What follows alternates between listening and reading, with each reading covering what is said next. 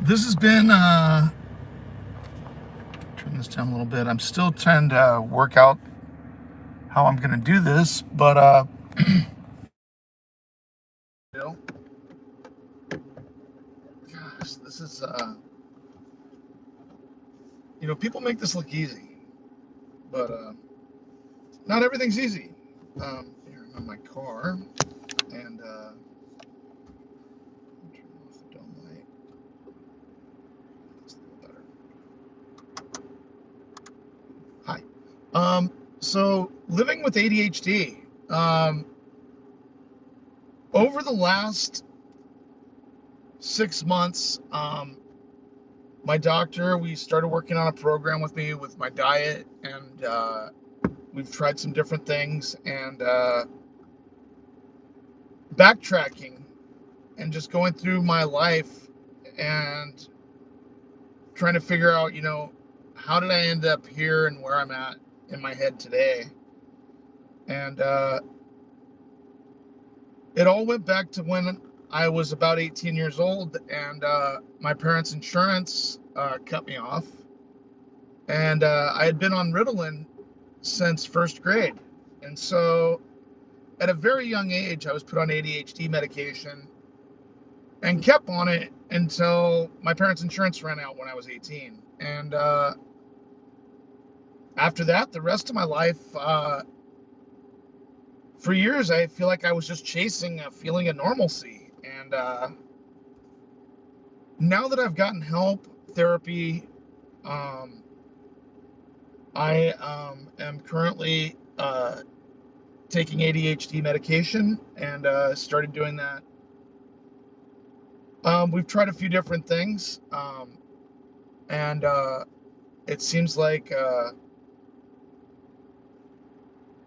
I finally feel, I don't know how to explain this, because like there's so much stigma and shame about this, where people say, "Oh, you're taking that," but when I take it, it doesn't make me. It makes me just feel normal. And I guess when you're not wired like a hyperactive person, when you take a stimulant, it makes you feel really good because you've got enough dopamine already.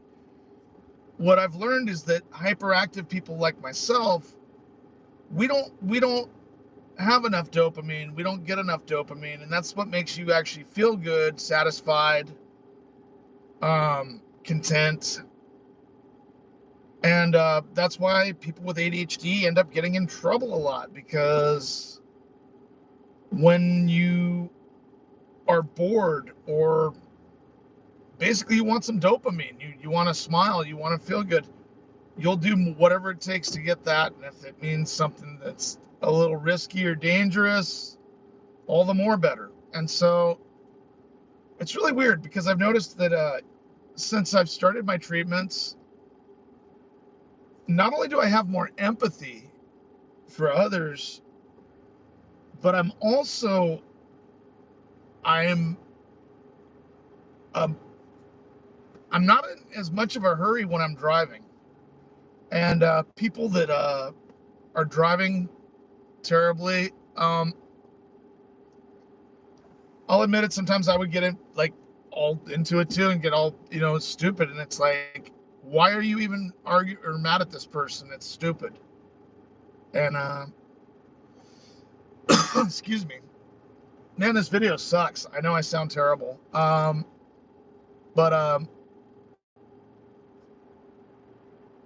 long story short, since I've started my treatments, I'm feeling better. I'm able to slow down, think, and process stuff without just bouncing on to the next thing. Um, it can be very challenging when you really have ADHD. And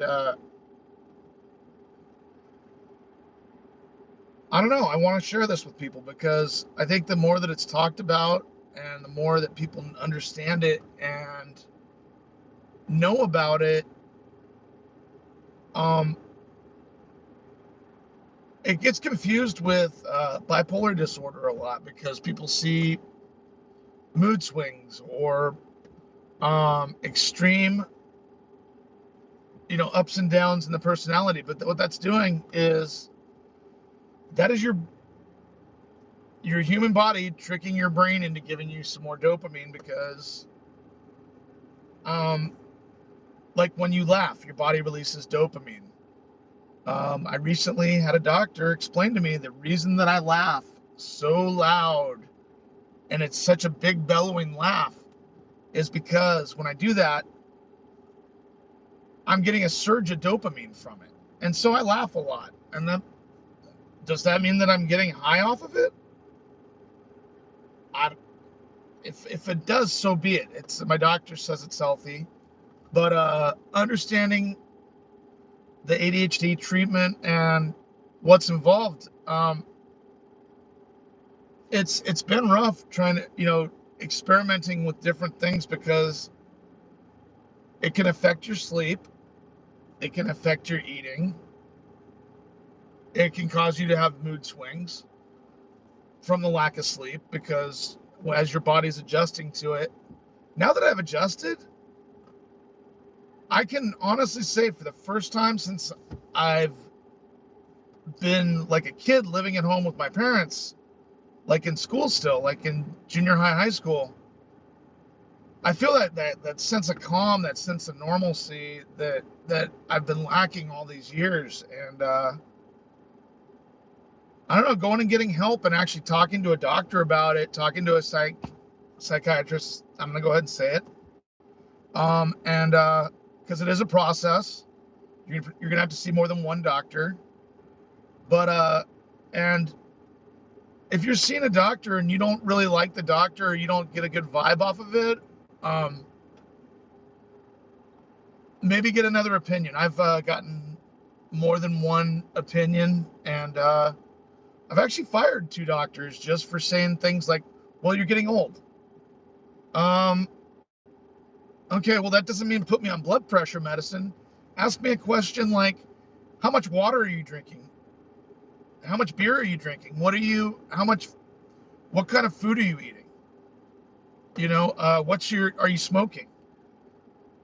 They just throw me right on to blood pressure medicine, and it's like I've had high blood pressure since high school, so um, I think I've always just been high strung because of the way I am.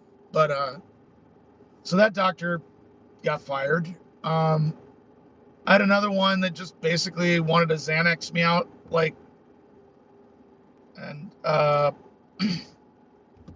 was all fine and dandy during COVID, but I need to be around people and be awake and coherent. And these people that are Xanax zombies, because that's really what it does to people. It just turns them into a zoinked out zombie, and you're not even really there.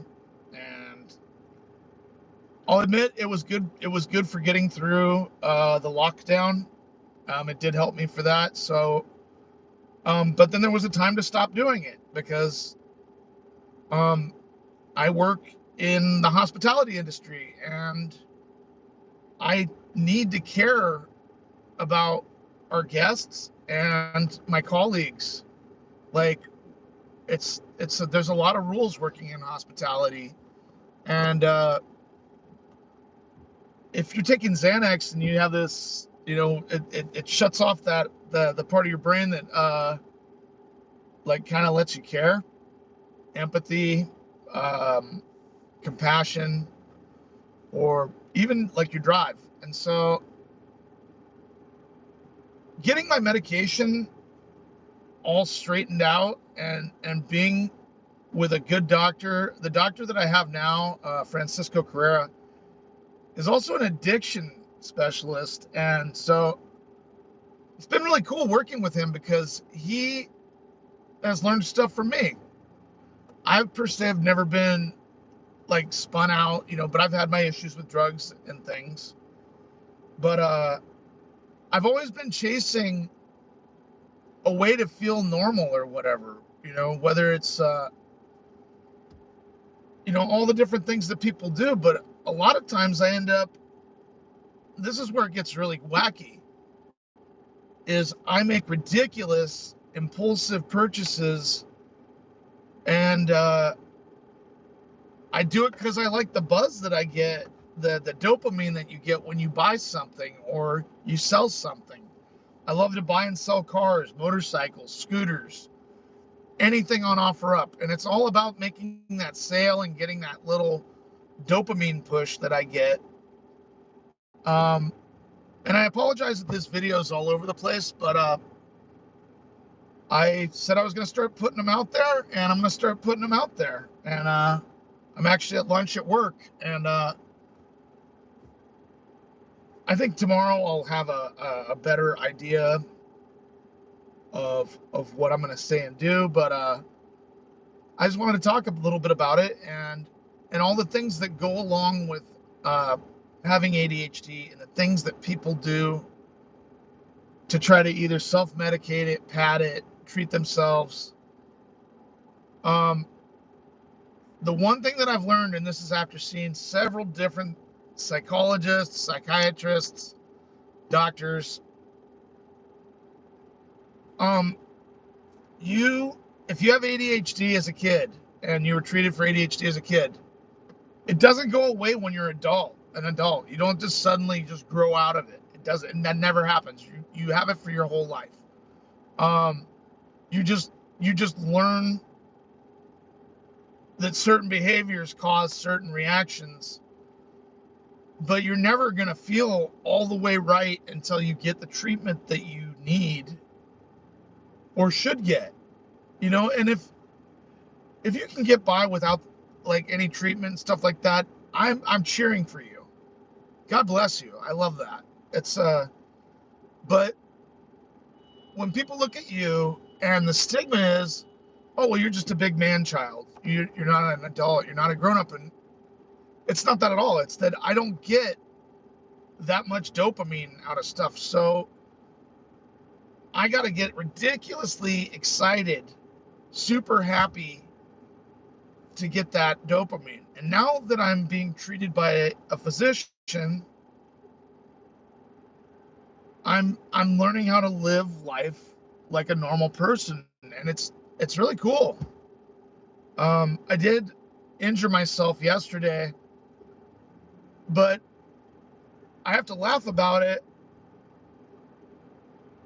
It's I was taking out the garbage, but I was thinking about something else, and it was the way my brain works. But I normally wouldn't be thinking like that. I wouldn't. It's like I'm being mindful about other things and my actions and how they affect others. So I wanted to make sure I picked up the dog poop before I went to work. I was running and I fell and stepped off a step and twisted my ankle and felt like an idiot. And now I'm at work and it hurts, but I'm not gonna die from it. It's but it's kind of part of a learning curve when you start taking ADHD medication. You got to really just kind of like